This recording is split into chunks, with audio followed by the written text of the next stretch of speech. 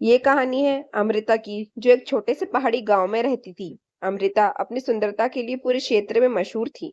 उसकी बड़ी बड़ी आंखें, घने काले बाल और मुस्कान जो हर किसी का दिल जीत लेती थी, उसे सभी का प्रिय बना देती थी। गांव के लोग उसे देखते ही अपने सारे दुख दर्द भूल जाते थे। अमृता की सुंदरता ने उसे एक तरह से गांव का प्रतीक बना दिया था। अमृता का जीवन अपने माता पिता के साथ सुखमय बीत रहा था। उसके माता पिता उसे बेहद प्यार करते थे और उन्होंने उसे हर प्रकार की शिक्षा दी थी, चाहे वे घर के कामकाज में हो या फिर किताबों से ज्ञान अर्जित करने में। अमृता खुद को भाग्यशाली समझती थी कि उसे ऐसे माता पिता मिले जो उसे हर दिन नए नए पाठ पढ़ाते थे। लेकिन उसका जीवन उतना सरल नहीं था जितना बाहर से दिखाई देता था। अमृता की सुंदरता धीरे धीरे उसके लिए एक बंधन बनती जा रही थी। जहां भी वे जाती, लोग उसे घूरते रहते। उसकी सुंदरता उसकी पहचान बन गई थी और लोग उसे केवल इसी नजर से देखते थे। उसे हर दिन यही सुनने को मिलता कि वह कितनी सुंदर है, लेकिन उसकी भावनाओं और विचारों की कोई कदर नहीं करता था। उसके माता पिता भी चाहते थे कि वे जल्दी से एक अच्छे घराने में शादी कर ले, ताकि उसकी सुंदरता का सही उपयोग हो सके। अमृता को ये सब सुनकर अजीब लगता था। उसने कभी अपनी सुंदरता को इतनी बड़ी बात नहीं माना था। उसे हमेशा ऐसा लगता था कि लोग उसकी आंतरिक भावनाओं, उसकी सोच और उसकी मेहनत को नजरअंदाज कर रहे हैं। एक दिन गांव में एक धनी व्यापारी का बेटा अजय आया। अजय ने अमृता को देखा और उसकी सुंदरता से मोहित हो गया। उसने अमृता के माता पिता से उसकी शादी का प्रस्ताव रखा। अजय के पास दौलत की कोई कमी नहीं थी और उसके माता पिता ने इसे अमृता के लिए एक सुनहरा मौका माना। अमृता को इस प्रस्ताव के बारे में बताया गया, लेकिन उसने कोई उत्साह नहीं दिखाया। उसने अपने माता पिता से कहा, माँ, पिताजी, मैं जानती हूँ कि आप मेरे भले के लिए ये सब कर रहे हैं, लेकिन मुझे लगता है कि मेरी सुंदरता मेरे लिए एक बंधन बनती जा रही है। लोग मुझे सिर्फ मेरी बाहरी रूप रंग के आधार पर पसंद करते हैं, लेकिन मेरे अंदर की भावनाओं और इच्छाओं की कोई कदर नहीं करता। उसके माता पिता ने उसकी बातों को सुना, लेकिन वे इसे केवल एक युवती का भ्रम समझते थे।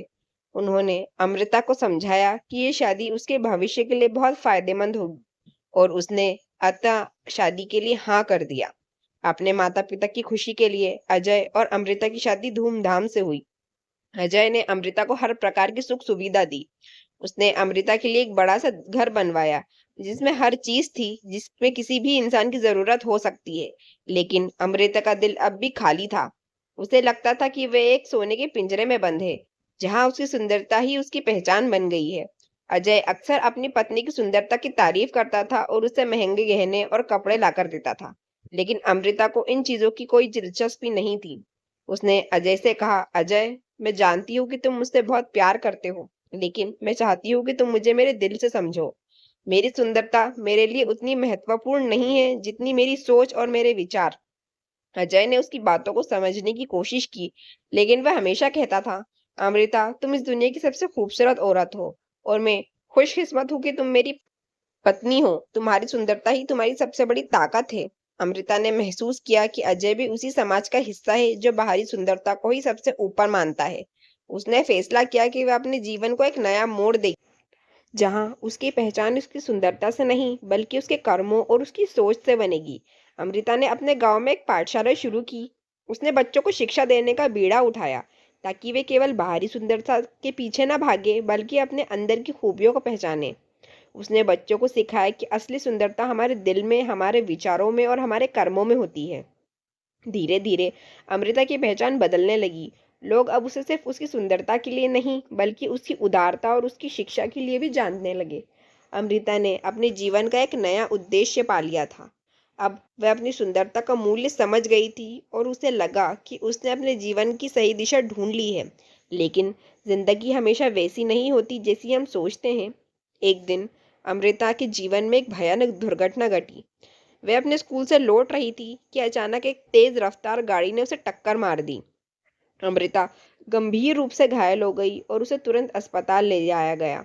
अस्पताल में डॉक्टरों ने कहा कि अमृता के चेहरे पर गंभीर चोटें आई हैं और उसकी सुंदरता हमेशा के लिए खो सकती है।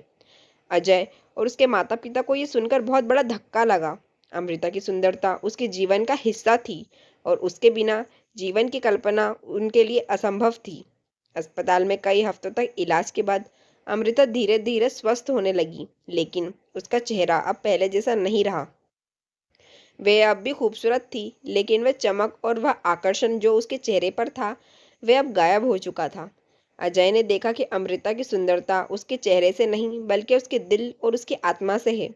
उसने अमृता को समझाया और उससे पहले से भी ज्यादा प्यार करने लगा। उसने कहा, अमृता, मैंने पहले तुम्हारी बाहरी सुंदरता को देखा था, लेकिन अब मुझे तुम्हारी दिल की सुंदरता का एहसास हो गया है। तुम मेरे लिए हमेशा खूबसूरत रहोगी, चाहे तुम्हारा चेहरा कैसा भी हो।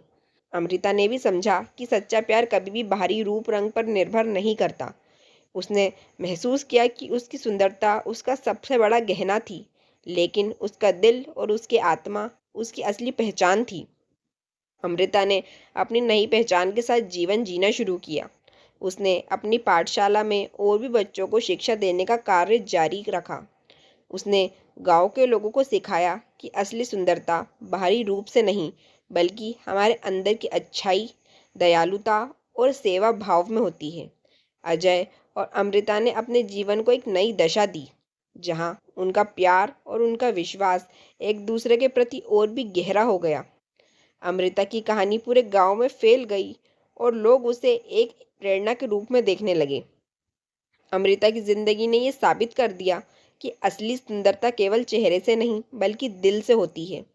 उसकी कहानी ने यह संदेश दिया कि सुंदरता का असली मूल्य तभी है जब वह हमारे विचारों और हमारे कर्मों से जुड़ी हो। ये कहानी हमें सिखाती है कि बाहरी सुंदरता केवल क्षण होती है, लेकिन अंदर की सुंदरता, हमारी अच्छाई, हमारे विचार, हमारा कर्म हमेशा के लिए रहती है।